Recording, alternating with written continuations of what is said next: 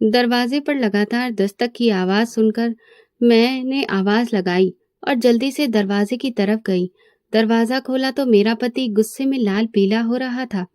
आज वो वक्त से कुछ जल्दी ही आ गया था। इतनी देर क्यों लगा दी दरवाजा खोलने में?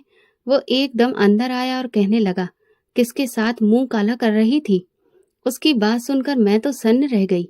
ये क्या कह रहे हो? बिल्कुल ठीक कह रहा हूँ। दरवाजा खोलने में इतना वक्त लगता है क्या? ना तो दरवाजे से किचन का इतना दूर रास्ता है और ना ही कमरे का। तूने अपने आशिक को छत पर से भगाया है ना? वो दरवाजे के पास रुका और फौरन सीढ़ियों की तरफ बढ़ा और भागकर ऊपर चढ़ गया, जबकि मैं हैरान परेशान खड़ी रह गई थी। भाग गया कमबख्त कहीं का। उसने नीचे उतरकर गुस्से में उस शख्स के लिए बुरा भला कहा जिसका कोई वजूद ही नहीं था। मैं तो पूजा कर रही थी, इसलिए आने में देर हो गई। तुम गलत सोच रहे हो। मैंने अपनी सफाई देने की कोशिश की तो उसका हाथ घूमा और उसने एक जोरदार थप्पड़ मेरे मुंह पर दे मारा। मैं अचानक हुए हमले से लड़खड़ा गई और दीवार से जा टकराई। मैं मुंह पर हाथ रखकर हैरानी से उसे देखने लगी। कुछ ही समय में ये शख्स किस कदर बदल गया था। ये वो आदमी तो नहीं था जो मेरी मोहब्बत का दम भरता था। मेरी माँ तेरे बारे में सही कहती थी। तेरे सारे तौर तरीके बाजारू औरतों के जैसे हैं। मैं ही कम अकल था जो मैंने अपनी माँ की बात पर भरोसा नहीं किया। उसने गुस्से से वापस पलटकर जमीन पर पांव पटका और अंदर की तरफ चला गया, जबकि मैं रोती हुई दीवार के साथ लगी जमीन पर बैठ गई थी। मेरा नाम गीता है। ना जाने मैं भगवान ने मेरा कैसा नसीब लिखकर इस दुनिया में आई थी। पैदा हुई तो माँ इस दुनिया से चली गई। माँ की ममता का एहसास क्या होता है, ये मैं कभी जान ही नहीं पाई। मेरा गम ज्यादा दिन तक पापा के दिल में नहीं रहा और जल्दी ही उन्होंने दूसरी शादी कर ली। पापा ने दादी और सब रिश्तेदारों से ये कहा कि वो दूसरी शादी सिर्फ अपनी बच्ची के लिए कर रहे हैं, ताकि उसे माँ का प्यार और अच्छा पालन पोषण मिल सके। लेकिन सौतेली माँ के आने के बाद वो खुद भी मेरे सगे नहीं रह सके। मैं साथ साथ अपने प्यार और अहमियत से भी महरूम हो गई। इस तरह पापा की दूसरी शादी सुकून का कारण बनने की जगह मेरी जिंदगी में और ज्यादा मुश्किलें ले आई थी। सौतेली माँ ने मुझे कभी दिल से अपनाया नहीं। उसके लिए मैं सिर्फ और सिर्फ एक बोझ थी, जो उसे ना चाहते हुए भी निभाना पड़ रहा था। वो अक्सर मुझे ताना देती, ये कितनी मनहूस लड़की है, पैदा होते ही अपनी माँ को खा गई। मेरे नन्हे से दिल पर ये शब्द तीर बनकर लगते थे, लेकिन मैं खामोश रहती। मैं अक्सर सोचती थी कि मैंने तो कभी अपनी सौतेली माँ के साथ कुछ भी बुरा नहीं किया, फिर वो क्यों मुझे इस कदर नफरत करती हैं। मैं हमेशा कोशिश करती कि उनकी नजरों में अच्छी बनूं, लेकिन मेरी कोई भी बात उन्हें कभी खुश नहीं कर पाई थी। अगर कभी घर में कोई दिक्कत हो जाती तो वो तुरंत मुझे ही कसूरवार ठहराती। उनके तानों और नफरत भरे व्यवहार ने मेरे दिल पर गहरी चोट लगाई थी, लेकिन मैं खामोशी से सब कुछ सहती रही, क्योंकि मेरे पास और कोई रास्ता नहीं था। मेरा बचपन दूसरों के बच्चों की तरह खुशियों से भरा नहीं था। मुझे खिलौनों की जगह ताने मिले, मोहब्बत की जगह नफरत। जब दूसरे बच्चे स्कूल जाते, मैं घर के कामों में लगी रहती। अगर कभी बच्चों के साथ खेलने चली जाती तो सौतेली माँ को बहुत बुरा लगता और वो जी भरकर मुझे बुरा भला कहती। इस समय पापा का किरदार सिर्फ एक खामोश तमाशा देखने वाले इंसान का था। पापा ने कभी मेरी तरफदारी में एक शब्द तक नहीं कहा था और ना कभी उन्हें समझाने की कोशिश की थी। उस वक्त मेरी बूढ़ी दादी ही मेरा एकमात्र सहारा थी और उस तपती धूप में वो मेरे लिए घनी छांव जैसी थी। जब भी सौतेली माँ के ताने मेरे दिल को कचोटते, दादी की गोद में मुझे पनाह मिल जाती। उनके झुर्रियों से भरे हाथों का एहसास मेरे दुखों का मरहम बन जाता। वो मुझे अच्छी अच्छी कहानियां सुनाती, जिंदगी के सबक देती और हमेशा ये समझाती कि सब्र और हौसला ही इंसान का सबसे बड़ा हथियार होता है। उनकी मोहब्बत में वो मिठास थी जो मेरे दुख को कुछ वक्त के लिए भुला देती थी। दादी की बातों से मुझे सुकून मिलता, जैसे कोई थक हार कर मुसाफिर घनी छांव में दम भरकर सुस्ता ले। मेरी दादी बड़ी ही नेक और धार्मिक औरत थी। वो भगवान में विश्वास करती थी, पूजा पाठ करती थी और उन्होंने मुझे भी ये सब सिखाया था। मुझे पढ़ने का बहुत शौक था। मैं हमेशा सोचती थी कि पढ़ लिख कर अपनी जिंदगी बदलूंगी, लेकिन सौतेली माँ ने मेरी पढ़ाई भी छुड़वा दी थी। उनका कहना था कि लड़कियों को पढ़ लिख कर क्या करना है, आखिरकार उन्हें चूल्हा ही संभालना होता है। उन्होंने मेरी किताबें छीनकर बर्तन और झाड़ू पकड़ा दिए थे। मैं घर का सारा काम करती, बहुत थक जाती, तो दादी की गोद में लेट जाती। थोड़ा बहुत हिंदी लिखना पढ़ना मुझे दादी ने ही सिखाया था। मैं चुपके चुपके मोहल्ले की लड़कियों से पुरानी किताबें लाकर अपना पढ़ने का शौक पूरा कर लेती थी। मुझे जब भी मौका मिलता मैं अपनी किताबें निकालकर बैठ जाती और उन्हें पढ़ती रहती। मैं एक एक किताब को कई बार पढ़ चुकी थी। स्कूल तो मैं नहीं जा सकी, लेकिन कुछ न कुछ शब्दों को जोड़कर पढ़ना मैंने जरूर सीख लिया था। इस तरह वक्त गुजरता गया। गुजरते वक्त के साथ मैंने सहना सीख लिया था। अब मुझे माँ के तानों से ज्यादा तकलीफ नहीं होती थी।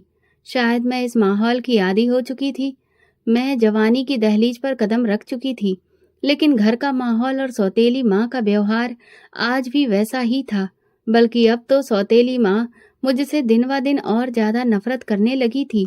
वो हर वक्त मौके की तलाश में रहती कि किसी बहाने मुझे अपनी जान छुड़ा सके। मैंने उन्हें अक्सर पापा से ये कहते सुना था, गीता के लिए कोई रिश्ता देखो और उसे घर से विदा करो। अब बस मैं ये सब और ज्यादा बर्दाश्त नहीं कर सकती। पापा ने मन मारकर मेरे लिए जल्दी ही एक रिश्ता देख लिया था। हालांकि मेरी उम्र ही क्या थी, सिर्फ 18 साल, और पापा ने मुझे 10-12 साल बड़े शख्स से ब्याहने का फैसला कर लिया था, जो पहले ही अपनी एक पत्नी को तलाक दे चुका था। अरे, उसकी तो बड़ी सी अपनी दुकान है जो खूब चलती है। पैसे की कोई कमी नहीं है, बस कमी है तो एक अच्छी औरत की जो उसका घर संभाल सके। उसका नाम सुरेश है। सुरेश की पहली पत्नी ने खुद उसे तलाक लिया था, जबकि सुरेश तो बड़ा ही अच्छा इंसान है। उसने तो दहेज लेने से भी मना कर दिया है। अपनी गीता वहां बड़ी खुश रहेगी। पापा दादी को सुरेश की खूब तारीफें सुना रहे थे। देखो रामचंद्र, हमारी गीता तो खुद अभी ना समझ है, शादी की जिम्मेदारियां कैसे उठाएगी। दादी ने पापा को समझाने की कोशिश की। सारी जिंदगी का बड़ा ये फैसला होता है। इतनी जल्दी गीता की शादी करने की क्या जरूरत है? इसकी कौन सी उम्र निकलती जा रही है? दादी का लहजा मोहब्बत और फिक्र से भरा था। उनकी बातों में एक माँ के जैसा दर्द था। उन्होंने मेरी सौतेली माँ को भी समझाने की कोशिश की। शादी ब्याह के रिश्ते सब्र और सोच समझकर किए जाते हैं। अगर शादी करनी भी है तो कोई गीता के जोड़ का रिश्ता देखो। वैसे भी अभी इसकी शादी जैसी बड़ी जिम्मेदारी के बोझ तले दबने की उम्र नहीं है। मगर दादी की बातों का किसी पर भी कोई असर नहीं हुआ। आपको तो हमेशा बस इसकी ही फिक्र रहती है। हम कब तक इस बोझ को ढोते रहेंगे? बेहतर यही है कि इसकी शादी कर दी जाए, ताकि ये अपने घर की हो जाए और हमें भी सुकून मिले। सौतेली माँ ने तल्ख लहजे में जवाब दिया और उठकर वहां से चली गई। मेनका ठीक कह रही है माँ, अच्छे रिश्ते बार बार नहीं मिलते। मैं जानता हूँ कि मेनका का व्यवहार गीता के साथ अच्छा नहीं है, इसीलिए चाहता हूँ कि उसकी शादी हो जाए और वो अपने घर में सुकून से रहे। बस अब ये बात खत्म करो और शादी की तैयारी करो। इसके सिवा कोई उपाय नहीं है। पापा ने भी दादी की बात को नजरअंदाज करके अपना फैसला सुना दिया था। दादी के चेहरे पर मायूसी और बेबसी साफ दिखाई दे रही थी, मगर वो मेरे सामने खुद को मजबूत जताने की कोशिश कर रही थी। रात को दादी ने मुझे अपने पास बिठाकर समझाया था, गीता मेरी बच्ची, मैं जानती हूँ कि ये सब तुम्हारे लिए मुश्किल है। अपना घर छोड़कर जाना आसान नहीं होता, लेकिन सब्र करना। याद रखना, जिंदगी में हर मुश्किल के बाद आसानी आती है। तुम्हें हिम्मत से काम लेना होगा। भगवान हमेशा अपने अच्छे भक्तों का साथ देता है और उनकी मदद करता है। दादी की बातों से मेरे दिल को कुछ तसल्ली महसूस हुई थी, मगर सच्चाई ये थी कि मेरा दिल बेचैन था। मैं बहुत डरी हुई थी, लेकिन मैं खुद को यही यकीन दिलाने की कोशिश कर रही थी कि शायद किस्मत का ये फैसला मेरे लिए एक नई उम्मीद का दरवाजा खोल दे।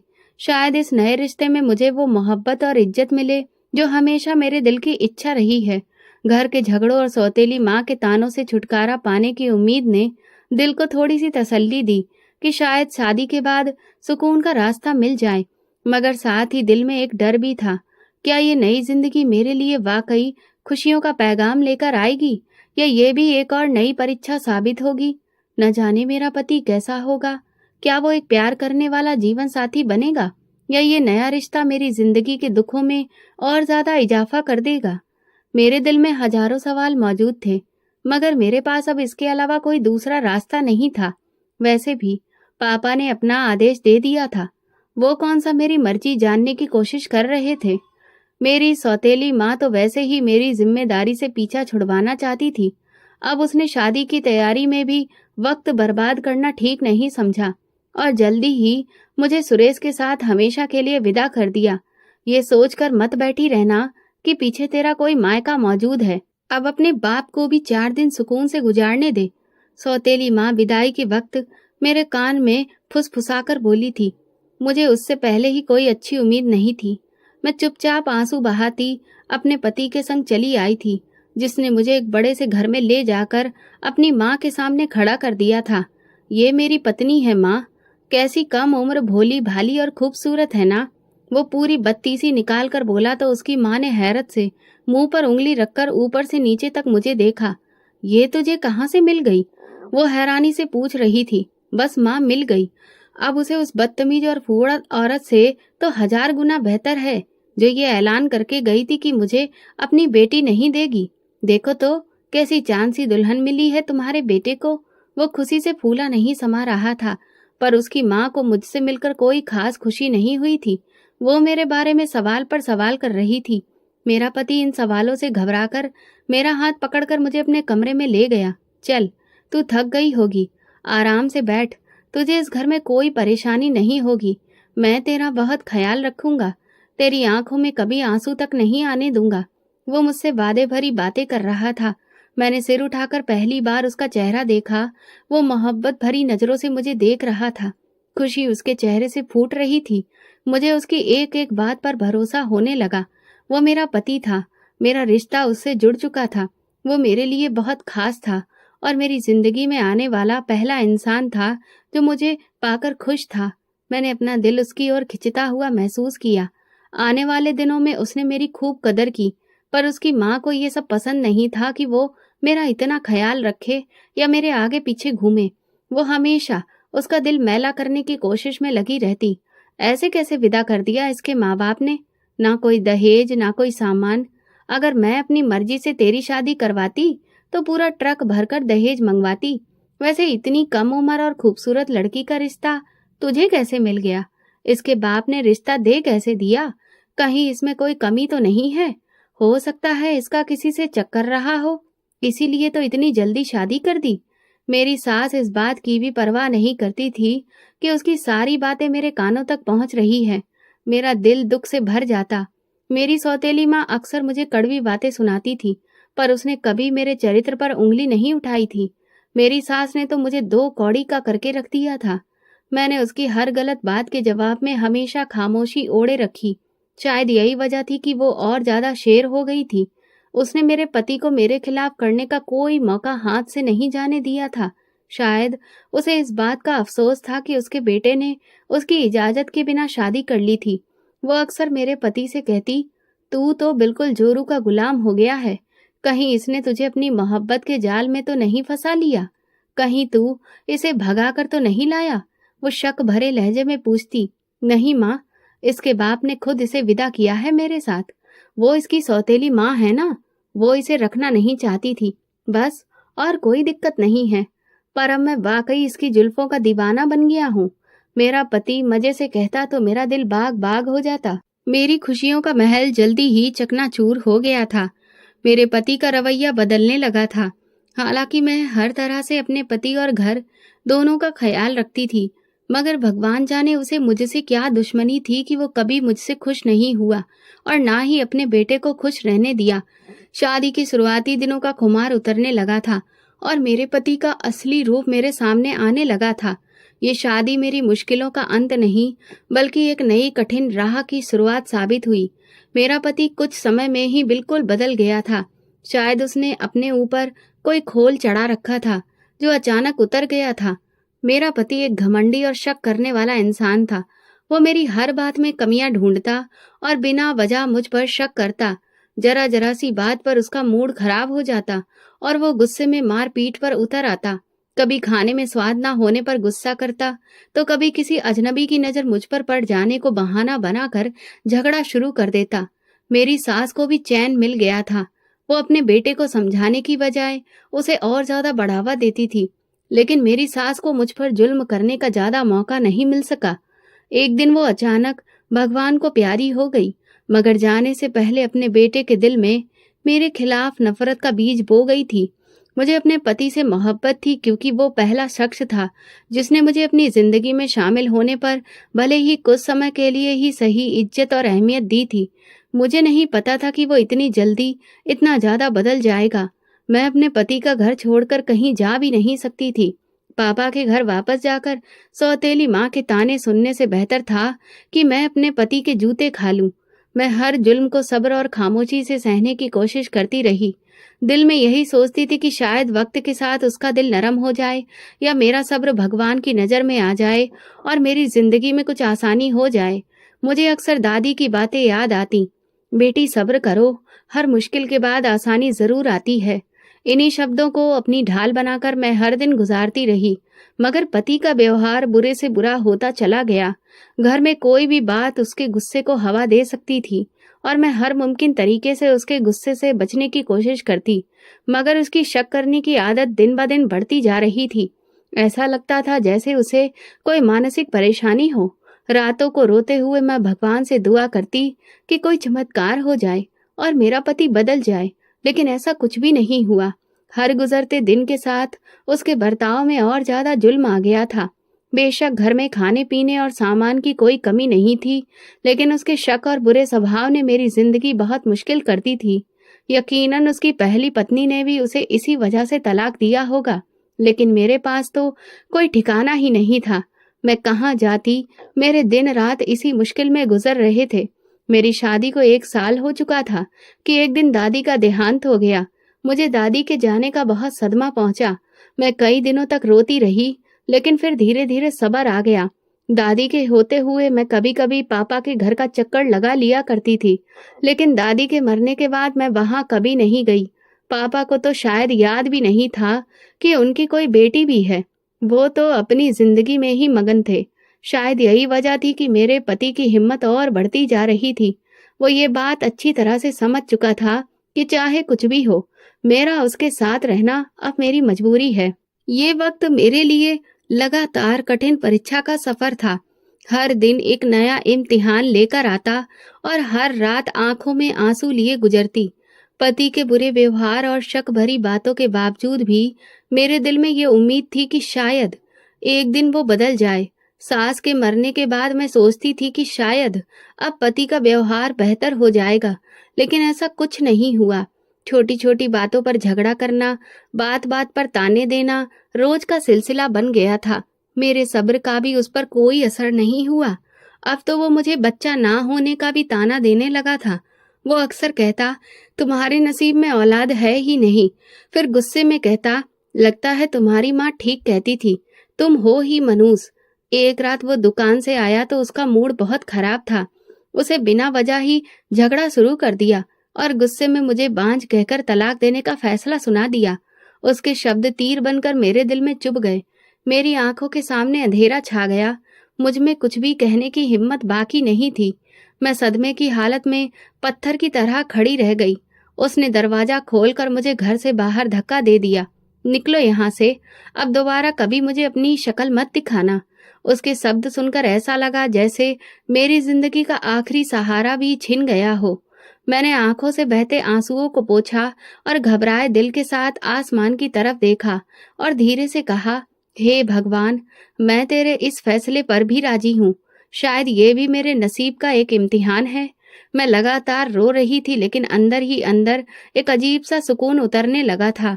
दादी की आवाज मेरे कानों में गूंजने लगी, भगवान अपने भक्तों को उनकी हिम्मत से ज्यादा मुश्किल में नहीं डालता।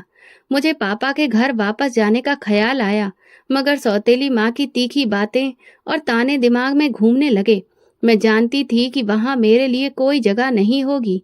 पापा के घर वापस जाकर मैं अपने आप को और ज्यादा बेइज्जती में नहीं धकेल सकती थी। मैं यूं ही बिना किसी मकसद के सड़कों पर चलती रही और सोचती रही, अब मेरा ठिकाना कहाँ होगा। चलते चलते मैं एक मंदिर के सामने आ गई। मैं वहां जाकर बैठ गई। मैंने खुद को एक चादर से सिर से पांव तक अच्छी तरह लपेट लिया और दीवार से टेक लगाकर बैठ गई थी। रोते रोते ना जाने कब मेरी आंख लग गई। कौन है रे तू? एक जोरदार आवाज से मेरी नींद खुल गई। मैंने नजर उठाकर सामने देखा तो एक अधेड़ उम्र का आदमी खड़ा था। उसने लंबा सा चोला पहना हुआ था गले में बड़े बड़े मोतियों की माला थी और वो लाल आंखों से मुझे देख रहा था। शायद वो इस मंदिर के आसपास ही रहता हो। मैं हैरानी से उसकी शक्ल देखती रही। बोलती क्यों नहीं? कौन है रे तू? कहाँ से आई है? उसने दोबारा सवाल दोहराया। मैं बहुत बुरी तरह घबरा गई थी। किशन, चुप हो जा, बच्ची डर गई है। मैं पता करती हूँ, एक बूढ़ी औरत ने कहा। अच्छे से पता कर लेना, संतोषी माँ आजकल बड़ी सख्ती में है। किशन ये कहकर वहां से चला गया। बूढ़ी औरत आकर मेरे पास बैठ गई। घर से भाग कर आई है क्या? उसने टटोलती हुई नजरों से मुझे देखा। आशिक धोखा दे गया होगा तेरा। नहीं, मैंने तुरंत इनकार में सिर हिलाया। पति ने घर से निकाल दिया। क्या तू शादीशुदा है? बूढ़ी औरत ने हैरानी से पूछा। ए लड़की, झूठ मत बोलना। उसे मेरे शादीशुदा होने पर शक था। मेरी उम्र वैसे ही कम थी और ऊपर से इन 2 सालों में मैं और भी ज्यादा कमजोर हो गई थी। मैंने बिना रुके उस औरत को अपने सारे हालात सुना दिए। मेरा कोई ठिकाना नहीं है अम्मा, जाऊं तो कहाँ जाऊं? सारी बात सुनकर उसने एक ठंडी सांस भरी। तू यहाँ आराम से रह मेरी बच्ची, कोई तुझे कुछ नहीं कहेगा। अक्सर पुलिस पूछताछ करने आ जाती है तो थोड़ा ख्याल रखना पड़ता है। मैंने दरबार पर रहना शुरू कर दिया था। दिन में लंगर से 2 वक्त का खाना मिल जाता और रात को मंदिर के आंगन में सोने की जगह। ये जगह मेरे लिए दुनिया की नफरतों से दूर एक पनाहगाह बन गई थी। पेट भरकर खाना मिलता और कोई ताना भी नहीं देता था। संतोषी माँ मेरा ख्याल रखती थी। मुझे उनमें अपनी दादी का चेहरा नजर आता था, वही झुर्रियाँ लेकिन मेहरबान चेहरा। मेरे अलावा वहाँ और भी बेसहारा औरतें थीं। सुबह शाम यहाँ बहुत सारे लोग आते थे। कुछ लोग आकर प्रार्थनाएं करते, कुछ पूजा करते, कुछ मर्द और औरतें वहाँ भीख मांगते। कुछ औरतें ऐसी भी थी जिनका मकसद गलत होता था। कई औरतों ने मुझे भी परेशान करने की कोशिश की थी। अरे, यहाँ कहाँ बैठी है? हमारे साथ चलेगी तो तेरे वारे न्यारे हो जाएंगे। संतोषी माँ हर बार ऐसी औरतों को डांट कर भगा देती थी। निकल जाओ यहाँ से। क्यों परेशान कर रही हो बच्ची को? धीरे धीरे किशन को भी मेरी अच्छी फितरत का अंदाजा हो गया था। मैं ना भीख मांगती थी और ना किसी गलत काम में साथ देती थी। अक्सर लोग मेरे आगे कुछ रुपए रख जाते थे, लेकिन मैं वो भी नहीं उठाती थी। मुझे रुपए की तमन्ना नहीं थी। पेट भरने को रोटी चाहिए थी, वो मिल रही थी। मैं भी पूजा करती और भगवान से अपने लिए मदद मांगती। किशन समझ गया था कि मैं सिर्फ हालात की मारी थी। मुझे दरबार पर रहते हुए काफी वक्त गुजर चुका था। अब तो दरबार पर रहने वाले सब लोगों से मेरी जान पहचान हो गई थी। मैं ज्यादातर मंदिर के पिछले आंगन में बैठी रहती थी, क्योंकि सामने की तरफ ज्यादा भीड़ भाड़ होती थी और अक्सर वहां मर्दों का आना जाना लगा रहता था। मुझे उनकी नजरें पसंद नहीं थी, इसलिए मैं पीछे की ओर ही रहती और रात को वहीं संतोषी माँ के साथ लेटकर सो जाती थी। एक दिन मैं मंदिर के आंगन में सो रही थी कि अचानक तेज बारिश शुरू हो गई। मैं जल्दी से अंदर की ओर भागी ताकि खुद को बारिश से बचा सकूं। जैसे ही मैं अंदर गई, अचानक एक मासूम बच्चे के रोने की आवाज ने मेरे कदमों को रोक दिया। बच्चे के रोने की आवाज मंदिर की पिछली दीवार की तरफ से आ रही थी। मैं चौंक कर धीरे धीरे उस तरफ बढ़ने लगी। दरवाजा खोलकर बाहर गई तो एक झटका लगा। मंदिर के दरवाजे के पास एक छोटा सा बच्चा जमीन पर लेटा हुआ था। वो बच्चा सर्दी से कांप रहा था और जोर जोर से रो रहा था। मैं तेजी से उसके पास पहुंचकर उसे गोद में उठा लिया। मैंने उसे सीने से लगा लिया। जैसे ही मैंने उसे सीने से लगाया, उसका रोना और तेज हो गया। ऐसा लगता था जैसे वो भूख से बेहाल हो। बच्चा इतना छोटा था जैसे अभी कुछ दिन पहले ही पैदा हुआ हो। मेरे हाथ कांपने लगे। न जाने कौन इतना बेरहम था कि इस मासूम बच्चे को यहाँ इस तरह से फेंक कर गया था। मैंने जल्दी से अपना स्वेटर उतारा जो संतोषी अम्मा ने मुझे पहनने को दिया था और बच्चे को उसमें लपेटकर अपने सीने से लगा लिया ताकि वो कुछ गर्मी महसूस कर सके।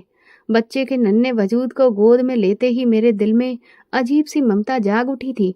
मंदिर के आंगन में उस वक्त कोई नहीं था। मैंने बच्चे को अच्छे से लपेटा और थपकियां देने लगी। थोड़ी देर बाद उसका रोना धीरे धीरे बंद हो गया और वो मेरे सीने से लिपट कर सो गया। मैं जागती हुई उसके मासूम चेहरे को देखती रही और दिल ही दिल में सोचती रही, शायद भगवान ने इस बच्चे को मेरे लिए भेजा है।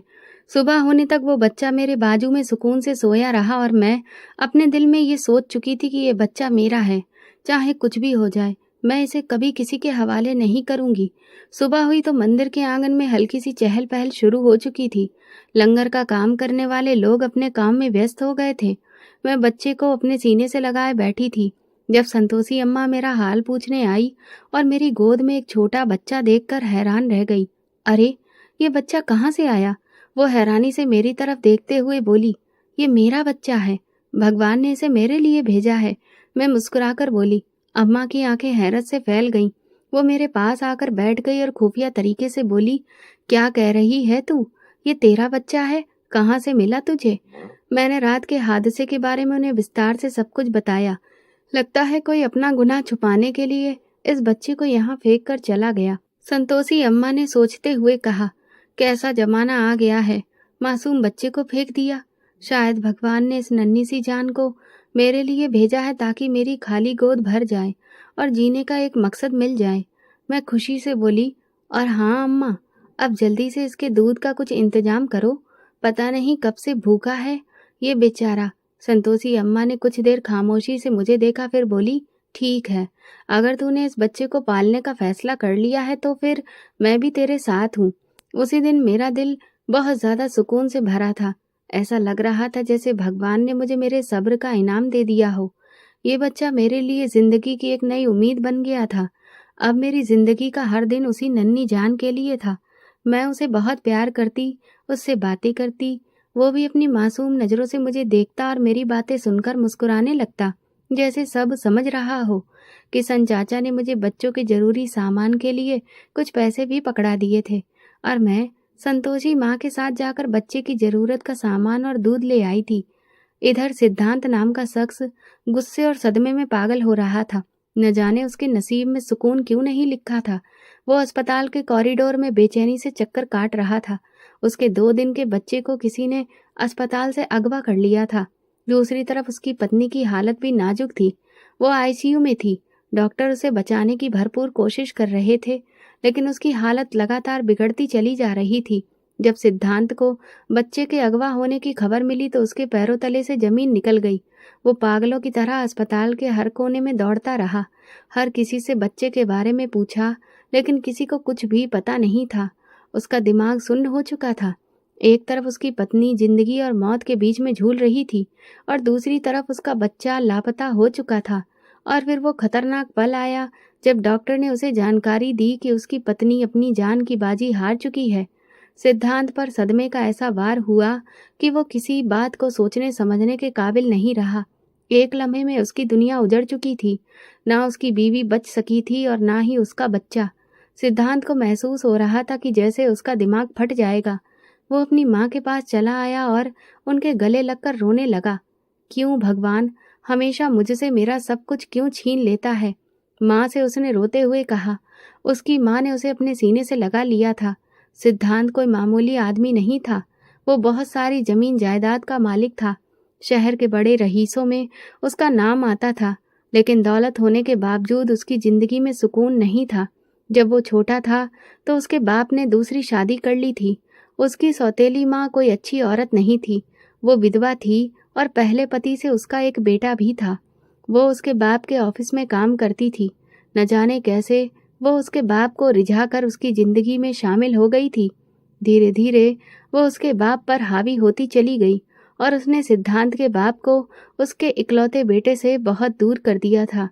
सिद्धांत का बचपन उसके बाप की सख्ती और उसकी मोहब्बत व प्यार से कोसों दूर होकर गुजरा था। उसके बाप का सौतेला बेटा सनी उसे घर में ठाठ से रहते हुए हर चीज से वंचित कर देता था। जलन का शिकार होकर वो सिद्धांत का दुश्मन बन चुका था। सिद्धांत इन सारी सिचुएशन से बहुत ज्यादा परेशान था। उसके मन पर बहुत बुरा असर हो रहा था। उसकी माँ संगीता के पास दौलत की कोई कमी नहीं थी, क्योंकि संगीता के पिता भी बहुत दौलतमंद थे और वो उनकी इकलौती बेटी थी। उन्होंने अपने पति से दूरियां बना ली थी। अब तक वो सिर्फ सिद्धांत की वजह से ही ये सब कुछ बर्दाश्त कर रही थी, पर जब सिद्धांत ही खुश नहीं था तो फिर वो वहाँ क्यों रहती? सिद्धांत के बाप की दौलत संगीता की दौलत के मुकाबले में कुछ भी नहीं थी। वो अपने पिता के शहर में वापस आ गई थी और सिद्धांत के साथ सुकून की जिंदगी गुजारने लगी थी। सिद्धांत बहुत अच्छा और काबिल बच्चा था। उसने कभी अपनी माँ को मायूस नहीं किया। ऐसे ही वक्त गुजरता चला गया। सिद्धांत का बाप बीमार हुआ तो उसने सिद्धांत को मिलने के लिए बुलाया। वो गया तो उसे अंदाजा हुआ कि उसका बाप बहुत ही बुरी जिंदगी गुजार रहा है और उसकी सौतेली माँ का बेटा बाप की हर चीज पर कब्जा कर चुका था। सिद्धांत ने अपने बाप का काफी साथ दिया। वो उसे पैसे भी भिजवाता रहा, लेकिन कुछ वक्त के बाद उसका ध्यान हट गया। इसके बाद सिद्धांत कभी अपने बाप के शहर लौटकर वापस नहीं गया।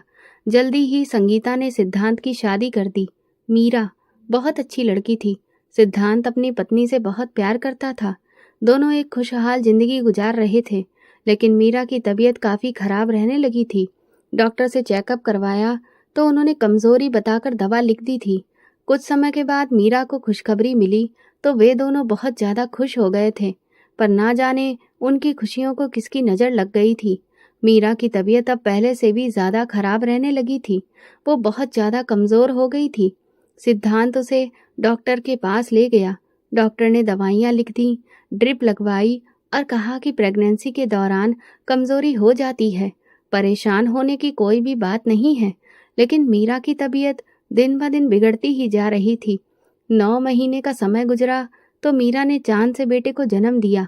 वो अस्पताल में अपने बेटे को सीने से लगाकर कभी उसे ध्यान से देखती तो कभी खूब प्यार करने लगती। देखो सिद्धांत, ये बिल्कुल तुम्हारे जैसा है, तुम्हारे जैसी भूरी आंखें, और देखो इसके गाल पर तिल भी बिल्कुल तुम्हारे जैसा है। मीरा ने कहा तो सिद्धांत ने थोड़ा गुस्से से उसे घूरते हुए कहा, तुम्हें डॉक्टर ने आराम करने को कहा है। तुम्हारी तबीयत ठीक नहीं है, तुम लेट जाओ प्लीज। अब मैं बिल्कुल ठीक हो गई हूँ अपने आदित्य को देखकर, मीरा ने कहा। मीरा ने अपने बच्चे का नाम आदित्य रखा था, लेकिन आदित्य की पैदाइश के 2 दिन बाद ही अचानक उसकी तबीयत बिगड़ गई और वो फिर बच नहीं सकी। पुलिस बच्चों की तलाश में पूरे शहर में सरगर्मी से जांच कर रही थी। सिद्धांत के बड़े बड़े कॉन्टैक्ट्स और दबाव की वजह से ये मामला उनके लिए आम नहीं था। हर थाने को अलर्ट कर दिया गया था और जगह जगह छापे मारे जा रहे थे। शहर की हर गली और हर चौराहे पर नजर रखी जा रही थी। पुलिस जानती थी कि बच्चों को जल्द से जल्द ढूंढना बहुत जरूरी है, वरना ये मामला और ज्यादा पेचीदा हो सकता है। इसी तरह 4 महीने का समय गुजर चुका था। पुलिस पर दबाव बढ़ता जा रहा था, लेकिन वे बच्चे को तलाश करने में नाकाम हो रहे थे। आखिर एक दिन पुलिस ऑफिसर को अपने खबरी की तरफ से एक जानकारी मिली, जिसने उसे चौंका दिया। खबरी ने बताया कि मंदिर में एक औरत के पास अजनबी बच्चा है और मंदिर के लोग बताते हैं कि ये बच्चा उसका नहीं है। ये जानकारी मिलते ही पुलिस अफसरों में हलचल मच गई थी। इंक्वायरी टीम तुरंत मंदिर की तरफ रवाना हो गई। उनका भरोसा था कि शायद यही वो बच्चा है जिसकी तलाश में वे मारे मारे फिर रहे थे। पुलिस की गाड़ियां मंदिर के करीब पहुंच चुकी थीं और चारों तरफ से घेर कर मंदिर के अंदर दाखिल हो गईं। मंदिर के आंगन में उन्हें एक औरत बैठी नजर आई और वो बच्चा भी उसकी गोद में आराम से सो रहा था। पुलिस वालों ने आगे बढ़कर गीता से सवाल किया, ये बच्चा कहाँ से आया? क्या ये तुम्हारा है? गीता ने करुणा से कहा, हाँ, ये मेरा बच्चा है। भगवान ने इसे मेरी झोली में डाला है। पुलिस अफसर ने सख्ती से कहा, हमें सच्चाई बताओ, देखने में तो ये तुम्हारा बच्चा नहीं लगता। गीता ने जवाब दिया, यहाँ मंदिर के बाहर कोई इसे छोड़ गया था। मैंने इसे भगवान का तोहफा समझकर अपना लिया। ऑफिसर के चेहरे पर शक के बादल मंडराने लगे। उसने बच्चे को ध्यान से देखा। वो बच्चा वाकई किसी अमीर घराने का लगता था, साफ सुथरा और खूबसूरत। ऑफिसर ने कहा, सच सच बताओ, ये बच्चा तुमने कहाँ से अगवा किया है? गीता ने भर्राए स्वर में कहा, अगवा नहीं साहब, ये मेरा बच्चा है। भगवान ने इसे मेरी झोली में डाला है। ऑफिसर ने तंजिया हंसी के साथ जवाब दिया, बहुत कहानी सुना चुकी हो। तुम्हारी हालत बता रही है कि तुम जैसी औरत के पास ऐसा बच्चा नहीं आ सकता। सीधी बात करो, कहाँ से उठाया ये बच्चा? गीता की आंखों में आंसू भर आए। मैंने किसी का बच्चा नहीं उठाया साहब, ये बच्चा मंदिर के बाहर मिला था। मैंने इसे अपना नसीब समझकर अपना लिया। मगर पुलिस ऑफिसर ने उसकी बात सुनते ही कहा, तुम जैसे लोग यही करते हो, मासूम बच्चों को अगवा करके भीख मांगने या बेचने के लिए इस्तेमाल करते हो। तुम अकेली हो या पूरा गिरोह है तुम्हारा? सच सच बताओ। गीता ने बेबसी से कहा, भगवान की कसम, मैंने इसे अगवा नहीं किया है। मैंने सोचा कि भगवान ने मेरे अकेलेपन को भरने के लिए इसे मुझे दे दिया। ऑफिसर ने सख्ती से कहा, बस बस, अब ये बातें अदालत जाकर कहना। तुम पर बच्चा अगवा करने का इल्जाम है और हमें ये बच्चा वापस इसके माँ बाप तक पहुंचाना है। इस दौरान काफी लोग जमा हो गए थे। किशन चाचा और संतोषी अम्मा भी आ गए थे। पुलिस वाले बच्चे को लेने के लिए आगे बढ़े तो गीता ने घबराकर उसे अपनी बाहों में छुपा लिया। ये मेरा बच्चा है, इसे मुझसे मत छीनो। ऑफिसर ने झल्लाकर आदेश दिया, इसे फौरन गाड़ी में बिठाओ। ये मामला हम थाने में जाकर देखेंगे। यहाँ काफी भीड़ हो रही है। मैंने उन्हें सफाई देने की कोशिश की, मगर 2 पुलिस वालों ने मुझे दबोच लिया और बच्चा भी मुझसे छीन लिया। मैं बस चिल्लाती रह गई, ये मेरा बच्चा है, मैंने इसे अगवा नहीं किया। मगर पुलिस ने मेरी एक भी नहीं सुनी। मंदिर के लोग और संतोषी अम्मा भी गवाही दे रहे थे कि ये लड़की सच कह रही है, पर पुलिस वाले मुझे जबरदस्ती पकड़कर थाने ले आए। इधर सिद्धांत पहली नज़र में ही बच्चे को पहचान गया था, क्योंकि वो बच्चा बिल्कुल उसी की ही शक्ल का था। पुलिस ने बताया कि मंदिर पर मौजूद एक औरत ने बच्चा अगवा किया था और वो औरत पकड़ी जा चुकी है।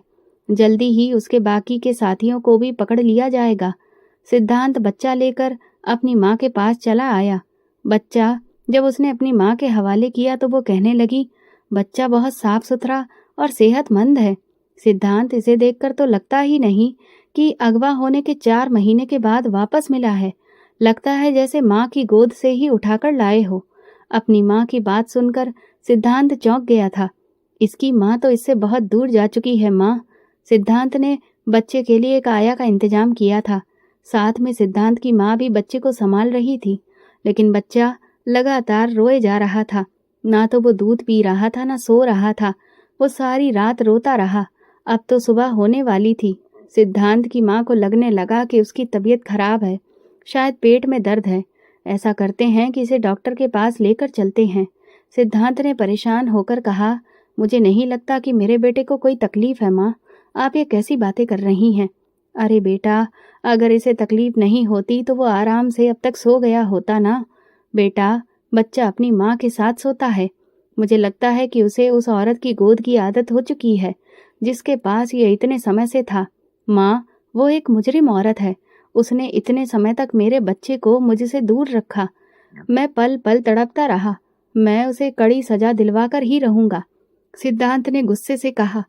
संतोषी माँ और किशन चाचा सिद्धांत के पास आए थे। सुबह होते ही वे थाने पर गए, पर पुलिस ने उन्हें गीता से मिलने नहीं दिया। वे सच्चाई बताने सिद्धांत के बंगले पर चले आए। साहब, मंदिर से कुछ लोग आपसे मिलने आए हैं, उसके नौकर ने बताया तो वो चौंक गया। उन्हें वापस भेज दो, मैं किसी से नहीं मिलना चाहता, उसने नौकर से कहा। पर उसकी माँ ने उन दोनों को अंदर बुला लिया था। साहब, वो बच्ची बेकसूर है, उसने आपके बच्चे को अगवा नहीं किया था।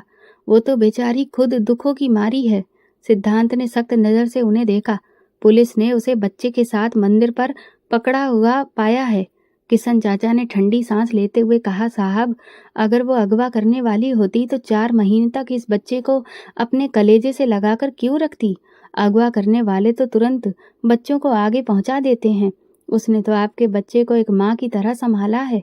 वो लड़की खुद अपने गमों से लड़ रही है। वो बिल्कुल बेगुनाह है। आप उसे पुलिस से छुड़वा दीजिए। मेरा दिल ही मानने को तैयार नहीं है कि वो बेकसूर है। मैं तुम लोगों पर भरोसा नहीं कर सकता। हो सकता है कि तुम भी उसके साथ मिले हुए हो। सिद्धांत ने कहा तो वे दोनों मायूस होकर उठ गए। न जाने क्यों मुझे ऐसा लगता है कि ये दोनों गलत नहीं कह रहे। सिद्धांत की माँ ने कहा, माँ, आपको तो हर किसी पर रहम आ जाता है। चलो जल्दी करो, हमें अस्पताल भी जाना है। सिद्धांत ने कहा, डॉक्टर ने आदित्य का पूरा चेकअप कर लिया है, जरूरी टेस्ट भी हो गए हैं। डॉक्टर ने बताया कि बच्चे को कोई तकलीफ नहीं है। बच्चा बिल्कुल सेहतमंद और तंदुरुस्त है, लेकिन वो सारी रात रोता रहा। कई बार ऐसा होता है कि जगह या माहौल बदलने से भी बच्चे परेशान हो जाते हैं। आप फिक्र न करें, 1-2 दिन में ये ठीक हो जाएगा। लेकिन आदित्य लगातार रोता जा रहा था। पर अगली रात एक अजीब बात हुई। पुलिस ने उसकी घरेलू नौकरानी को रात के अंधेरे में किसी आदमी से मिलते हुए देखा था। अभी भी पुलिस के कुछ लोग खुफिया तौर पर सिद्धांत के घर की निगरानी कर रहे थे। उन्होंने तुरंत सिद्धांत को इस बात की जानकारी दी और नौकरानी कमला को गिरफ्तार कर लिया गया। कमला ज़्यादा देर तक अपनी जुबान बंद नहीं रख सकी और उसने अपना जुर्म कबूल कर लिया। हाँ, आदित्य को अस्पताल से मैंने ही अगवा किया था, लेकिन ये सब मैंने सनी साहब के कहने पर किया। उन्होंने मुझे पैसों का लालच दिया और मैं लालच में आ गई। सनी साहब नहीं चाहते थे कि सिद्धांत साहब सुकून की जिंदगी गुजारें। वो कहते थे कि मैं सिद्धांत को पल पल तड़पते हुए मरता देखना चाहता हूँ। उन्होंने मुझे कहा था कि अस्पताल से बच्चा उठाकर उनके पास ले आऊं। जब मैं बच्चा लेकर उनके पास पहुंची तो उन्होंने कहा कि मैं इस बच्चे को नहर में फेंक दूं या गला दबाकर मार दूं, पर बच्चों को मारने की मुझ में हिम्मत नहीं हुई और मैं मंदिर के पिछले दरवाजे के पास बच्चे को रख आई। कमला के बयान पर पुलिस ने सनी को गिरफ्तार कर लिया। आदित्य लगातार बेचैन था। वो ठीक से दूध भी नहीं पी रहा था, ना ही सो रहा था। कुछ मिनट सोने के बाद वो चौंक कर उठता और रोने लगता। सिद्धांत की माँ थाने चली गई थी। उन्होंने गीता को देखा तो उनके दिल में उसके लिए हमदर्दी भर आई। वो जानती थी कि इस लड़की ने आदित्य की जान बचाई थी और अब तक उसे अपनी औलाद की तरह संभाल रही थी। बेटी, चलो मेरे साथ, आदित्य को तुम्हारी जरूरत है। आदित्य का नाम सुनकर गीता ने एक शब्द भी नहीं कहा और फिर खामोशी से उनके साथ चल पड़ी। घर पहुंचते ही गीता तुरंत आदित्य के पास आ गई। उसने प्यार से उसे अपने सीने से लगाया और बच्चा, जो कई दिनों से किसी के पास सुकून से नहीं रह रहा था, गीता के प्यार और खुशबू को पहचान कर एकदम चुप हो गया। उसने दूध भी पी लिया और थोड़ी ही देर में गहरी नींद में सो गया। सिद्धांत की माँ ने जब ये सब देखा तो उनके चेहरे पर सुकून भरी मुस्कुराहट आ गई। फिर उन्होंने सिद्धांत की तरफ देखा। मैं ना कहती थी ये लड़की बेकसूर है। गीता ने अपने सारे हालात सिद्धांत और उसकी माँ को विस्तार से बताए कि किस तरह वो मंदिर गई और कैसे आदित्य उसे मिला। सिद्धांत खामोशी से सब कुछ सुन रहा था और वो शर्मिंदा था। वो खुद भी सौतेले रिश्ते का मारा हुआ था। शायद यही वजह थी कि उसके दिल में एक अजीब सा बदलाव आने लगा था। गीता के सब्र और उसकी अच्छाई ने उसके मन को बहुत सुकून पहुंचाया। वो समझ चुका था कि जो मोहब्बत और अपनापन गीता ने आदित्य को दिया है वो कोई और नहीं दे सकता। गीता को सिद्धांत के घर में रहते हुए 1 हफ्ता हो गया था। आखिर वो कब तक वहां रह सकती थी। दिल पर पत्थर रखकर उसने आदित्य को छोड़कर जाने का फैसला कर लिया। उसने सिद्धांत और उसकी माँ को अपने फैसले के बारे में बता दिया। तुम चली जाओगी तो फिर हम कैसे रहेंगे तुम्हारे बिना? सिद्धांत ने परेशानी से कहा। आदित्य तो बच्चा है, संभल जाएगा, लेकिन मुझे जाना होगा। मैं आखिर कब तक यहाँ रह सकती हूँ? मुझे अच्छा नहीं लगता कि मैं आपके घर में बैठी रहूं। सिद्धांत की माँ ने सिद्धांत से कहा, बेटा, अगर तुम ठीक समझो तो गीता से शादी कर लो। तुम्हारा बच्चा इसे समझता है और तुम्हें भी अब सच्चाई पता चल चुकी है। भगवान ने तुम्हें एक मौका दिया है, इसे बर्बाद मत करो। कुछ सालों के बाद तुम्हें आदित्य के लिए एक माँ की जरूरत पड़ेगी ही, और गीता से बेहतर माँ आदित्य को कोई नहीं मिल सकती। सिद्धांत ने कुछ देर चुप रहने के बाद कहा, गीता बहुत अच्छी लड़की है माँ, पर मैं तो खुद टूटा हुआ हूँ। मीरा के जाने का गम मेरे दिल में बसा है। क्या गीता खुश रह पाएगी मेरे साथ? हाँ बेटा, वो खुद भी गम की मारी है और बहुत सब्र वाली भी। ठीक है माँ, अगर गीता को कोई ऐतराज नहीं है तो फिर मैं भी तैयार हूँ। सिद्धांत की माँ ने गीता से कहा, देखो गीता, मैं और सिद्धांत चाहते हैं कि तुम हमेशा यहीं रह जाओ, आदित्य की माँ बनकर। गीता चौंक गई। इसके बाद साधारण तरीके से शादी का इंतजाम किया गया। शादी के बाद गीता ने आदित्य को अपनी बाहों में उठाकर सीने से लगा लिया। भगवान ने आदित्य को उसे हमेशा के लिए सौंप दिया था और एक नई जिंदगी भी। वो भगवान की शुक्रगुजार थी। सिद्धांत ने गीता की तरफ देखा। उसके दिल में गीता के लिए इज्जत और शुक्रगुजारी के जज्बात थे। वो समझ चुका था कि गीता का मुकाम उसकी जिंदगी में सिर्फ आदित्य की माँ का नहीं बल्कि उसके दिल का भी है। अब उनके बीच सिर्फ सुकून और मोहब्बत का रिश्ता था। दोनों ने मिलकर जिंदगी की एक नई राह चुन ली थी, एक ऐसी राह जिस पर खुशी और उम्मीद के चिराग रोशन थे। तो दोस्तों, अगर आपको हमारी ये कहानी पसंद आई हो तो कमेंट करके ज़रूर बताएं। वीडियो को लाइक करें और ज़्यादा से ज़्यादा शेयर करें। अगर आप चैनल पर नए हैं तो सब्सक्राइब ज़रूर करें और नोटिफिकेशन बेल दबाएं ताकि अगली अपडेट सबसे पहले आपको मिले। धन्यवाद।